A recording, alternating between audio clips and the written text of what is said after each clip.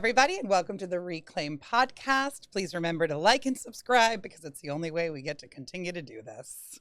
I love that reminder. It's perfect. It is. We touched on something in the last episode towards the end around experiencing joy. Yeah. And we're going to make a whole episode about it. There's so much pain in the world and so many things happening globally. Do you feel other people's pain too? Like it's not just yours? I do. I feel when I watch things that are happening like in other countries, how women, so specifically, right? How women lack so many rights in other countries where women can't walk out of their house without having to worry about being raped, killed, beaten for existing. That makes me feel so privileged, and that why should I have any reason to ever feel bad about my life, number one, right? So there's guilty about feeling joy. Yes. I get a lot of guilt. And when I do start to experience joy, my immediate reaction in my body is to think of things that are going wrong to almost counteract it. You know, like when someone says to me, "How are you?" My actual reaction is, "I'm great, actually. Like, I'm amazing. Everything in my life is going wonderful right now. My job is great. My child is great. My divorce is finalized, and my co-parent and I are in a good place. I have these wonderful hobbies. I'm amazing." Yeah. And that feels so icky to say. Really? It does. It does. Because I feel like if I'm saying that to somebody who doesn't have wonderful things happening in their life, that I am now, whether I'm being pompous or I'm bragging. So I always finish it with, "Oh, but I'm so stressed," or "things are kind of crazy," and I start to like layer in these other comments about my life to almost make it not seem so great. And do I have stuff that goes on that isn't great? Of course I do. But on the most part, I'm like really happy right now. And I understand that happiness right now is a moment in time. This is an upswing, and we will come back as we always do. But it's been really hard for me to accept that I'm in this really joyous place, and I feel guilty about it. So I think a couple things. One is, yes, there's always the ebb and flow, but even in the down cycle or what we perceive as negative, there's always a way to find something that contains joy for us, like always. Not the shitty gratitude lists, like not the fake stuff, but like the real stuff, like we talked about. And I think too that we're conditioned to not brag, to not be too much, And I went through that too a while back. I should say I came out of it a while back. For the majority of my life, I would always have but, it's like, "Oh, that amazing dress, where'd you get it? Oh, it was on sale." Like it's that whole, Yes. but with everything. I love your hair. Yeah. Oh, it took me forever. Yeah. You've lost so much weight. Oh, I still have 20 pounds to go. Right. Your business is going so well. Oh yeah, but it hasn't scaled where I want it to yet. Mm-hmm. It's like the automatic. And it brings us to this place where we have to give ourselves permission to feel the joy. Yes. And I talked about that recently on a video where I had all of these emotions coming up because I felt so happy, and it felt really uncomfortable to feel so happy and to feel so safe. And when you've lived in fight or flight for a long time, and you've lived in this period of, well, I'm so used to things going wrong, or I'm so used to the other shoe dropping. Yes. You wait for it. And as I said, everything is an ebb and flow. So will bad things happen? Yes. Yep. Will things go wrong? Absolutely. But how do we get just more comfortable being happy when happy is appropriate? One of the things that I did years ago, and okay, this is where Melissa's crazy comes out. So I decided that no matter what was showing itself to me, it was there for my good. Mm-hmm. And there were times when like it's a very small example, trivial. I applied it to much deeper, heavier things, but this is just top of mind right now. I was refinancing my house, and you know my story. Like I came from like complete rebuild after a divorce. So here I'm in my house, so grateful. I call it my pretty house. I talk to my house like I love her so much. Like she's amazing. All this gratitude and joy. But I was refinancing and something, I don't know, something went wrong. And you know how refinances are, like you have a window of time and you know. Mm-hmm. So I started to like freak out and I started to feel like it wasn't going to go through. And I was like, wait, Melissa, you know how this works. Just decide that that thing is taken care of. And something magical is going to happen. Like, just be a little delusional. It's okay. Just do it. And I even said to my mortgage guy, I'm like, you watch. Something really cool is going to come out of this.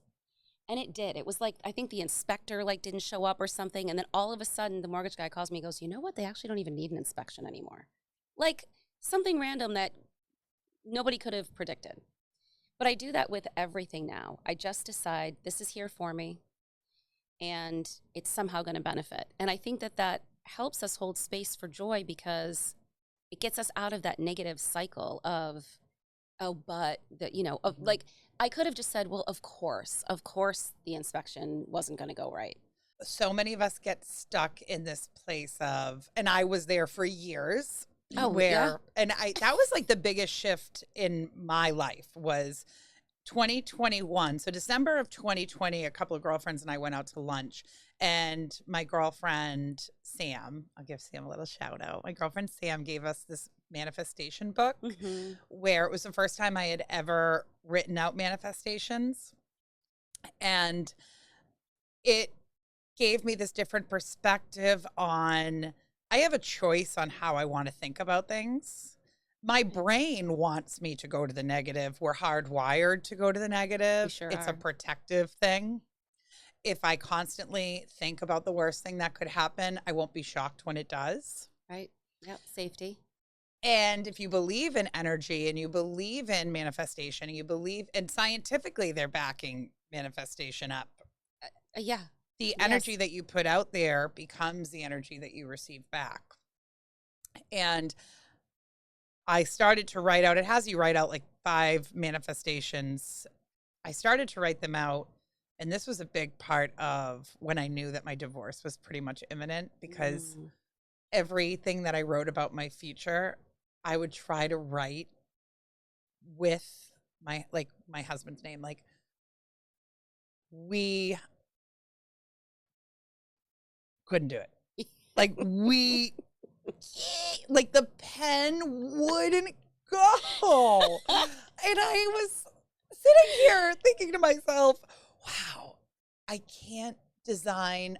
When I think about designing a future that feels beautiful, happy, and loving for me, he's not in it. He's not in it. And you have to choose, is it my joy or is it this path I'm currently on? Mm-hmm.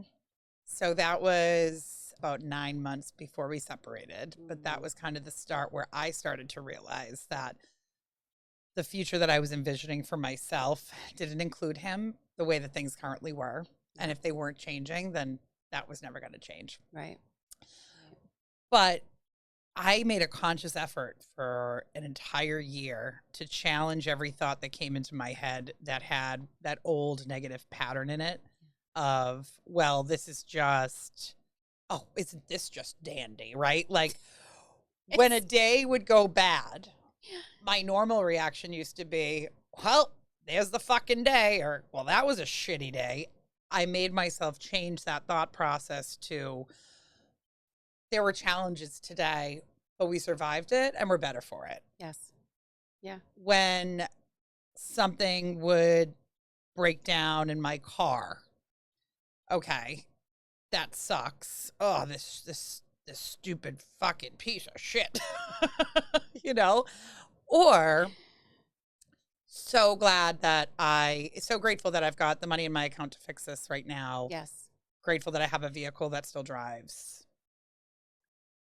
And an interesting one, you have to be careful when you put out into the universe that you want to make some serious changes in your life or you're asking for a certain result. don't be surprised when shit blows the fuck up. It always does. It always does. Chaos always ensues. It has to, because the old energy has to clear out for the new to come in. Last year, I've talked about it quite a bit, financially was in a really horrible place.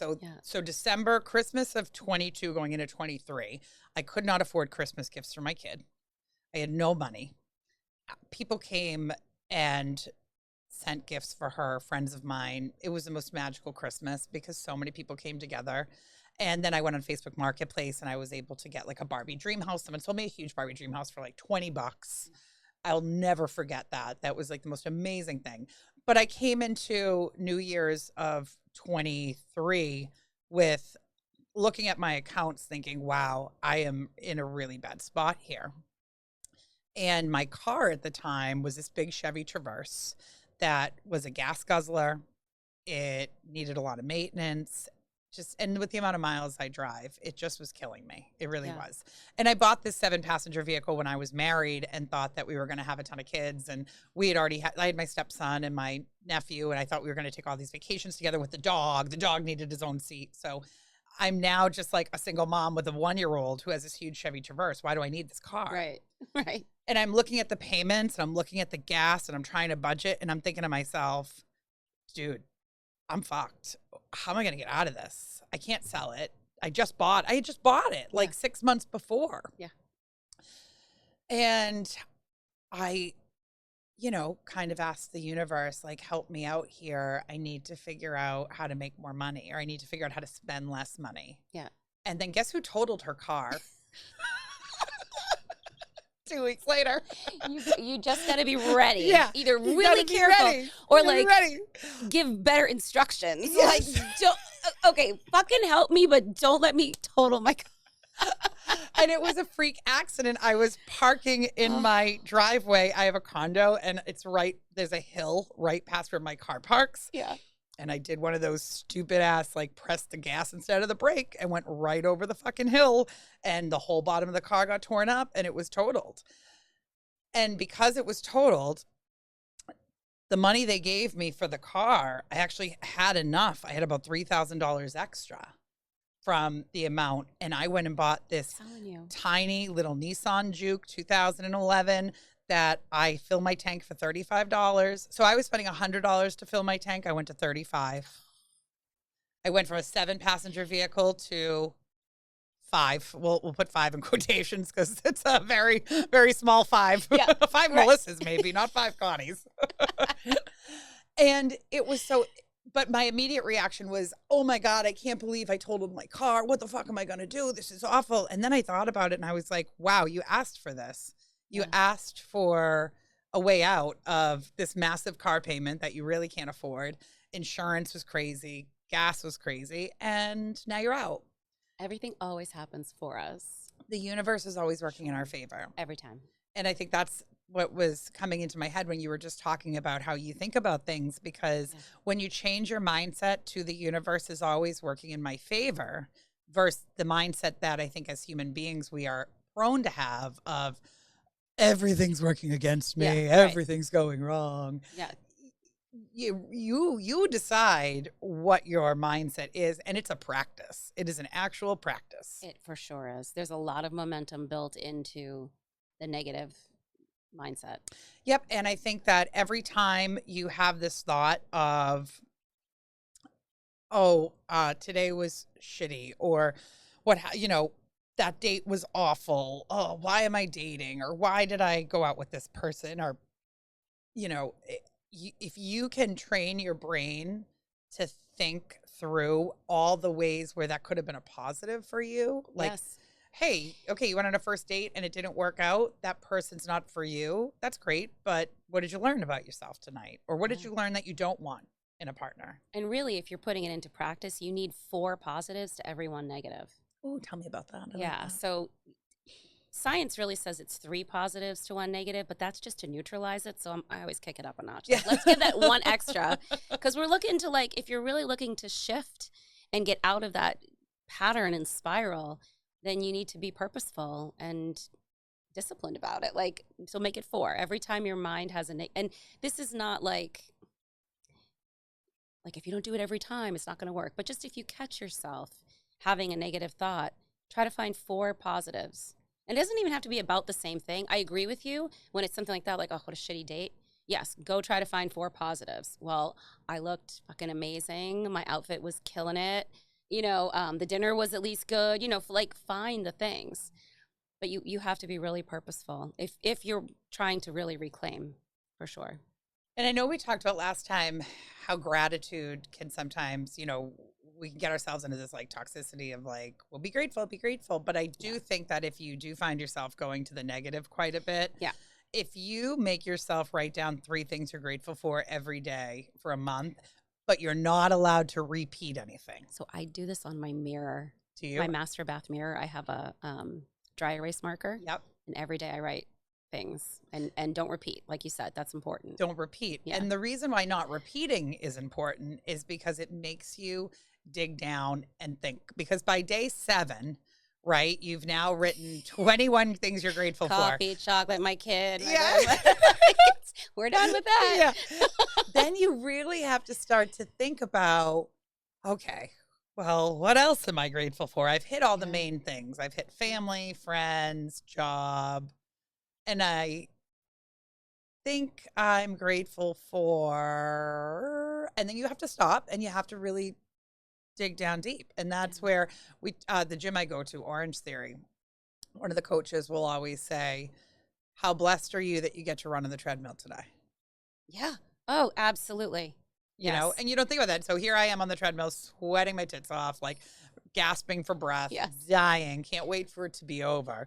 And then I think about that person that's sick in bed who's got cancer and they can't get up and run, or someone who lost their legs and they would give anything to run a 5K. Right. And it totally changes my perspective. And that run now becomes, I'm going to finish this run because my body is grateful that it's here and able to do this, and I'm not going to give up and I'm going to keep going. Yeah. So I think that it's an interesting thing when we challenge ourselves to take our mindset and to shift it. And we, I know we talk about that a lot as a society, like shift your mindset, but no one tells you how to. Well, that's because society is far too focused on the mind and not on the heart-mind connection. Mm-hmm. So yeah, you can if it's cursory enough, if it's like surface enough, you can shift your mindset about most things. It's just a new habit, a new practice. But when it comes to reclaiming your fucking life and holding the joy within the new life, that's a much bigger thing that needs a different approach, which is like kind of what we touched on last time, which is really feeling the emotions separate from the mindset. Mm-hmm. Because instantly, when we don't want to feel something, even joy, our bodies will kick right up into the mind and start spinning. And I've started to take little moments where I might look around. So my daughter could be playing on the beach and the sun is shining and the music's on. And I think to myself, wow, what a great moment, huh? Yes. What a beautiful, joyous moment. Let's take a minute to just feel what that feels like. Yes. And it's a moment. It doesn't mean that the whole day I'm walking around, I'm so joyous. I have so much joy. But for that moment, I try to bask in that for a second of this moment right here is a core memory to be remembered, or it's a core moment that feels really good. Let's feel that joy in our body, just like we feel the pain and the trauma and the anxiety. Where do we feel the joy? Yes. And it's a conscious effort that I'm making these days because, as I said, it feels so uncomfortable to be happy. I lived for 20 years in fight or flight. I lived for 20 years with a parent who was very sick. The illness took up a lot of space in my world. And I was just so used to, whether it be in my relationships, my partnership, my family, there was always this tragedy or this drama or trauma going on. And not to say that stuff doesn't still exist. I've just separated myself from it. Yeah. I've removed myself from being so involved in it that it no longer spirals me out of control, because I've reclaimed my life in a way where the only things that are going to spiral me are the things that I allow. You know, what you were touching on, like the gratitude list and the moment of joy, it's kind of what we were talking about with boiling the frog the other Yeah. day, you know, because every woman, every human, mostly we speak to women, but we love you guys too, um, has had significant trauma. You know, mine is, it's 25 years. You know, my dad died unexpectedly and I found him. And then some of you guys know my divorce story. So, but my point is, I agree with you that it was the little bits and the boiling the frog and just like every little bit that I could get so that my body could get acclimated. And if you're not familiar with the boiling the frog analogy, it's if you put a frog in lukewarm water and you turn the heat up slowly, over time, the frog gets so relaxed, it doesn't realize it's boiling. Which in this instance, boiling is a good thing. Like we're killing you with joy.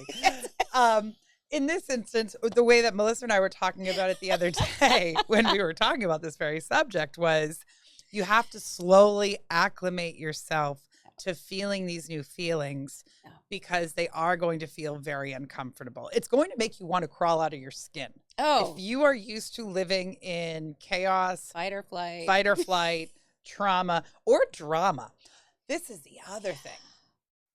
When you reclaim your life and you pull yourself back from the trauma and the drama, then it's a little boring. Things can get a little quiet. So fucking boring. Insanely boring. Like That's when I used to go on Tinder. I'm like, yes. So you go on Tinder. I need my dopamine hit. This is so. I need to fuck myself up a little bit. Let me go find a man to do that for me. Yes. Thank you. This is too peaceful. I don't know what to do with all this peace. I can't handle this. It's so true. It's so true. You eventually will start to feel a lot better about the fact that there isn't all this trauma and drama constantly circling you like a tornado. But once again, that calmness has its own anxiety, because with the lack of chaos becomes open space for us to welcome new things in. Yep. And you have to be very careful with what you welcome in. Yeah, and that uncertainty is unnerving in and of itself. Just that open space where anything could be written. Mm-hmm. Just that in and of itself is like. So how can we help people who are in this space of, okay, we've made some changes, life is feeling a little calmer, we've maybe cut out a lot of the toxic relationships we've had. Now, how do I feel okay with this open space that I have, with this new feeling of happiness or freedom or joy?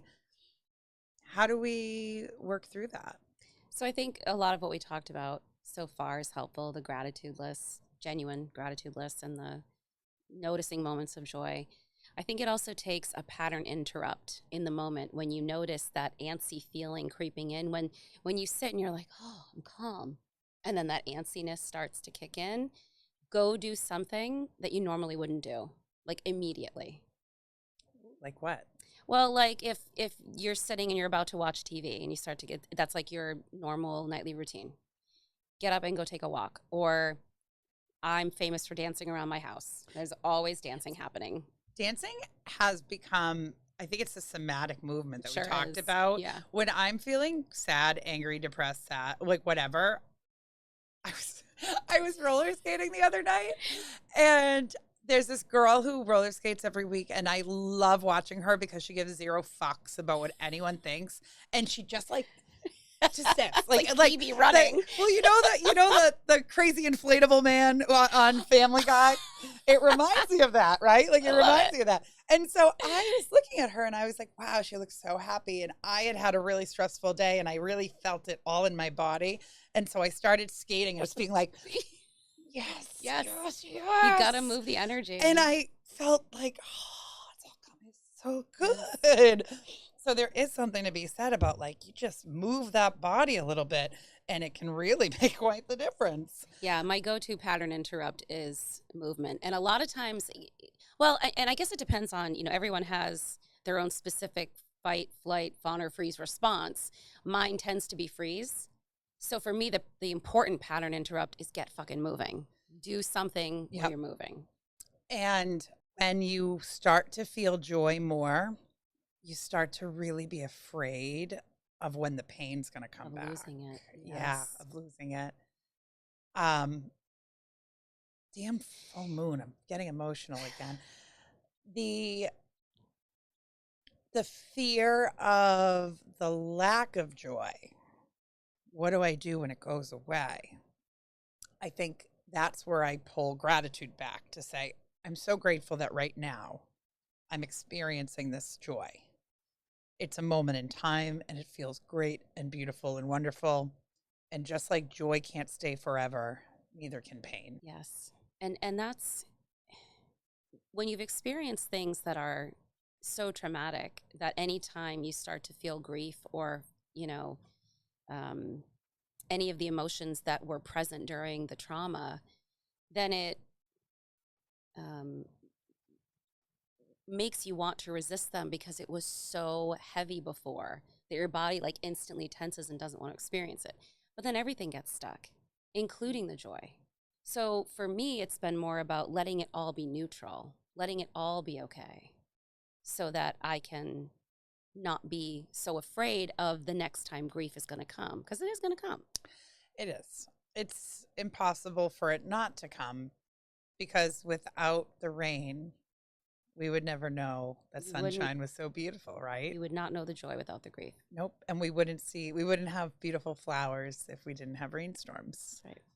So as you go through this process of reclaiming your life, putting yourselves in scenarios where you're no longer accepting toxic behavior or your own bullshit or unhealthy coping mechanisms, you're going to leave a lot more room. And at first, it may not be joy that you feel, it may be absence, right? It just Oh, might blank. be blank. Yes. And that's probably where the loneliness comes in. I think that's Yes. probably where that's that moment in time when you're in this transitionary period where, okay, I've done the tough thing. I left the marriage, or I left the job, or I cut out those friends, or I stopped drinking, or I stopped doing drugs.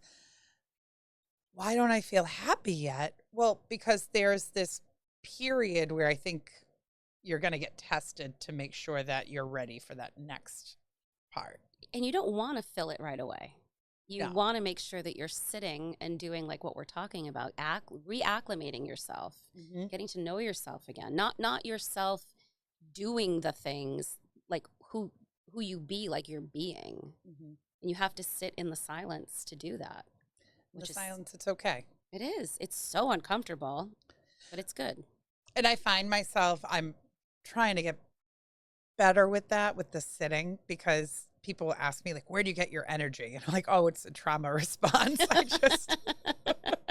I don't stop, because if I stop, then that's an opportunity for thoughts and the thinking and the loneliness and all of that to, come together. So I've started to create safer spaces for myself, like in my home, like places where they just feel really cozy and comfortable, Yes. that I can sit and be present and be more aware of, okay, if I feel lonely, that's okay.